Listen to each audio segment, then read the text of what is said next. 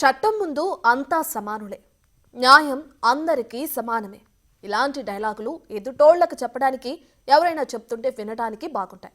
కానీ డబ్బు మందు ఇలాంటి డైలాగులన్నీ తేలిపోతాయని మరోసారి రుచిపోయింది. ఇందుకు హీరో అల్లు అర్జున్ బెయిల్ ఎపిసోడే బిగ్గెస్ట్ ఎగ్జాంపుల్. డబ్బుంటే గంటలోనే బెయిల్ తెచ్చుకోవచ్చని తేలిపోయింది. అదే ఓ సామాన్యుడి అరెస్ట్ అయితే ఇలా గంటల్లోనే బెయిల్ సాధ్యమవుతుందా అని న్యాయ వ్యవస్థను సూటిగా ప్రశ్నిస్తున్నారు జనం.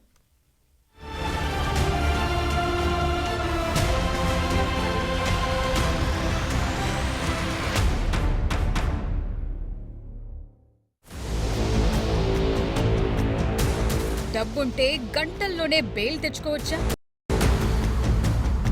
ఖరీదైన లాయర్లను పెట్టుకుంటే ఈజీగా బయటకు రావచ్చా? ఓ సామాన్యుడు అరెస్ట్ అయితే గంటల్లోనే బెయిల్ సాధ్యమా? సంధ్యా థియేటర్ తొక్కిసలాట కేసులో అల్లు అర్జున్ బెయిల్ కు హైకోర్టు ఇచ్చిన మధ్యంతర బెయిల్ అంశంలో ఇప్పుడు నడుస్తోన్న చర్చ ఇదే. కాస్త ఖరీదైన లాయర్లను పెట్టుకుంటే డబ్బుల మూటలు ముట్టజెప్పేస్తే ఎలాంటి కేసుల్లో అయినా బయటకు రావచ్చా అనే ప్రశ్నలు ఇప్పుడు సమాజం నుంచొస్తున్నాయి. సోషల్ మీడియా వేదికగా జనమే నేరుగా న్యాయ వ్యవస్థను ప్రశ్నిస్తున్నారు.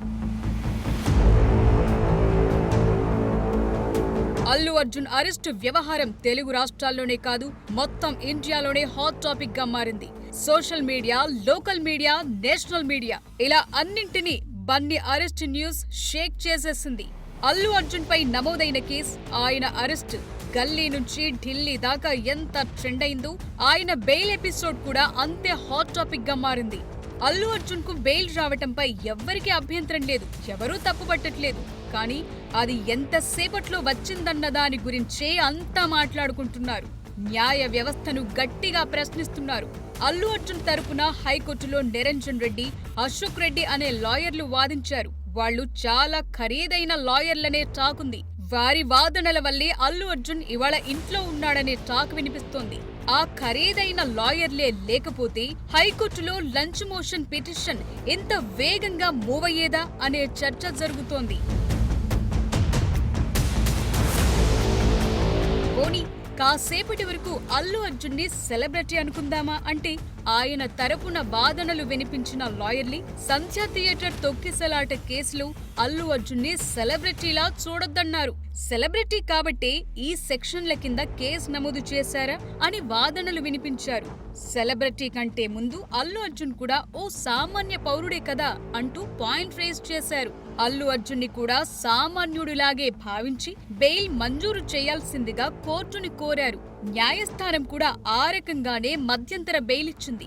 మరి ఇంత వేగంగా సామాన్యుడి కేసులో బెయిల్ దొరుకుతుందా?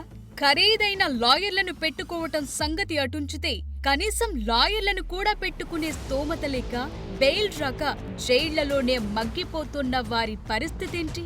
కేవలం పెద్ద లాయర్లను పెట్టుకుని వేగంగా పిటిషన్ మూవ్ చేయించుకునే పలుకుబడి ఉంటే చాలు ఈజీగా బెయిల్ తెచ్చేసుకోవచ్చనే విషయం అర్థమవుతోంది. అల్లు అర్జున్ ని శుక్రవారం ఉదయం 11:30 తరువాత అరెస్టు చేశారు. 12:30కి చిక్కట్పల్లి పోలీస్ స్టేషన్ లో రిమాండ్ రిపోర్ట్ రెడీ చేశారు. 1:30 గంటలకు హైకోర్టులో లంచ్ మోషన్ పిటిషన్ దాఖలు చేసేందుకు పర్మిషన్ తీసుకున్నారు. తరువాత కేవలం గంటలోనే పైగా లంచ్ టైంలో స్క్రూటినీ చేశారు. అంతేకాదు లంచ్ మోషన్ పిటిషన్ పై సాయంత్రం విచారణ చేశారు. 4:30కి హియరింగ్, 5:30కి బెయిల్ ఆర్డర్ కూడా వచ్చేసింది. సాయంత్రం 6:30 వరకు ఆర్డర్ కాపీ టైపింగ్, కరెక్షన్స్, సంతకాలు, ఆన్లైన్లో అప్లోడింగ్ అన్నీ వెంటనే జరిగిపోయాయి. ఇంకాస్త వేగంగా ఆర్డర్ కాపీ ఇచ్చుంటే శుక్రవారం రాత్రికే అల్లు అర్జున్ ప్రశాంతంగా ఇంటికొచ్చేసేవాడు. కానీ అప్పటికే నాంపల్లి కోర్టు రిమాండ్ విధించడం, చెంచల్గూడ జైలుకు వెళ్లిపోవటం జరిగిపోయాయి. సాయంత్రం 6:30 తరువాత రిలీజ్ చేసేందుకు రూల్స్ ఒప్పుకోవు కాబట్టి అల్లు అర్జున్ రిలీజ్ ఆగింది. కానీ లేకపోతే అల్లు అర్జున్ ఆ రాత్రే విడుదలయ్యేవాడు. ఇదే కేసులో ఓ సామాన్యుడు అరెస్ట్ అయితే ఈ సౌలభ్యం దొరుకుతుందా? వాళ్ల విషయంలోనూ న్యాయ వ్యవస్థ ఇంతే వేగంగా పనిచేసేదా అన్నది సమాజం నుంచి తలెత్తుతోన్న ప్రశ్న.